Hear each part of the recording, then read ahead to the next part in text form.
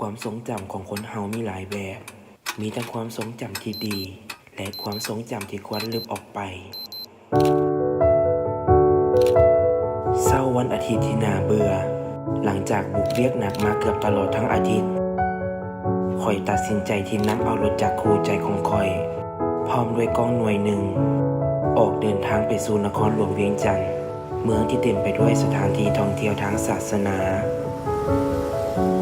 และสถาปัตยกรรมที่สวยงาม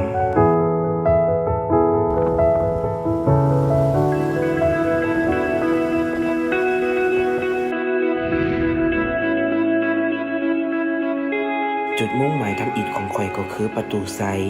อีกหนึ่งสถานที่ท่องเที่ยวที่ไผได้มานครหลวงเวียงจันทน์ต้องได้แวะถ่ายรูปและถือว่าเป็นแหล่งท่องเที่ยวที่ได้รับความนิยม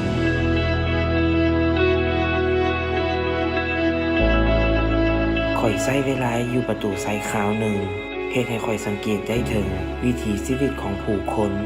ที่มาจากหลายบอนหลายแห่งหลายประเทศแต่ทุกคนมีจุดมุ่งหมายเดียวกันคือการได้มาท่องเที่ยวเก็บความทรงจำและยังได้เห็นลวดลายอันป่านี้ที่ได้แต่งแต้มลงไปในเพดานของประตูไซ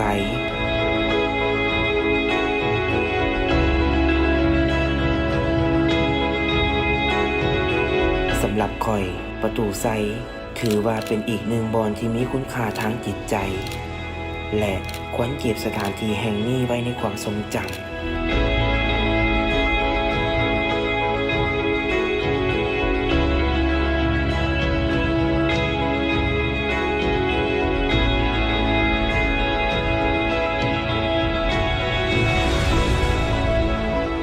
อีกหนึ่งสถานที่ที่บ่ไกลจากประตูไซพอเท่าใดนั่นก็คือธาตุดำแหล่งท่องเที่ยวทางประวัติศาสตร์ของนครหลวงเวียงจันทน์และยังเป็นบอนที่หลายคนได้มาขาบไหว้บูชาเพื่อขอพรข่อยเองก็เป็นหนึ่งในนั้นที่มาเทื่อใดต้องได้ขอพรและเทื่อนี้นอกจากจะขอพรแล้วข่อยก็บ่ลืมที่จะเก็บความทรงจำสถานที่นี้ไว้ด้วยภาพถ่าย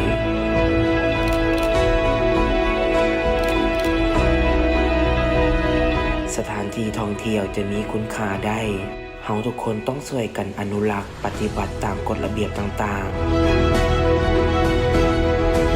ๆและอย่าลืมช่วยกันประชาสัมพันธ์เพื่อให้แขกบ้านแขกเมืองได้เห็นถึงความงามที่เป็นเอกลักษณ์ของบ้านเฮา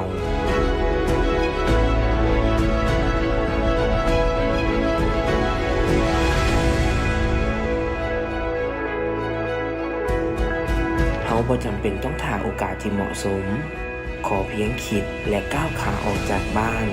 และท่องเที่ยวในแบบฉบับของตนเองเฮาก็จะได้เห็นถึงคุณค่าของการท่องเที่ยวและเป็นที่จดจำของตัวเฮาเอง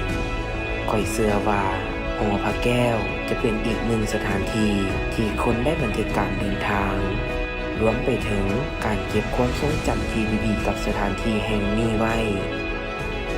ทุกๆการเดินทางจะมีมนต์เสน่ห์เฉพาะตัวบวกกับสถานที่ที่เฮาไปยิ่งเฮ็ดให้มีความอัศจรรย์รวมไปถึงการสร้างให้สถานที่นั้นๆเป็นแหล่งท่องเที่ยวที่มีคุณค่าทางจิตใจ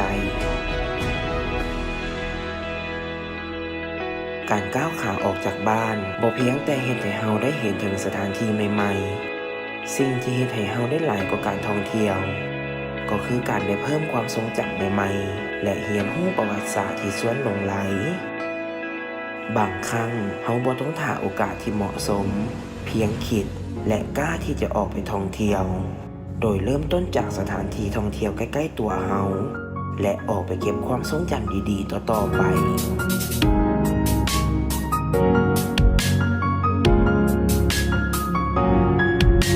ทุกเรื่องที่เกิดขึ้นแล้วจะกลายเป็นเรื่องของอดีตเสมอบ่ว่าจะผ่านไปเพียง1 วินาทีหรือหลายกว่านั้นทุกสิ่งทุกอย่างที่ได้เกิดขึ้นล้วนแล้วจะเป็นความทรงจำและขึ้นอยู่กับเฮาว่าเฮาจะเลือกเก็บความทรงจำนั้นหรือจะลบมันออกไป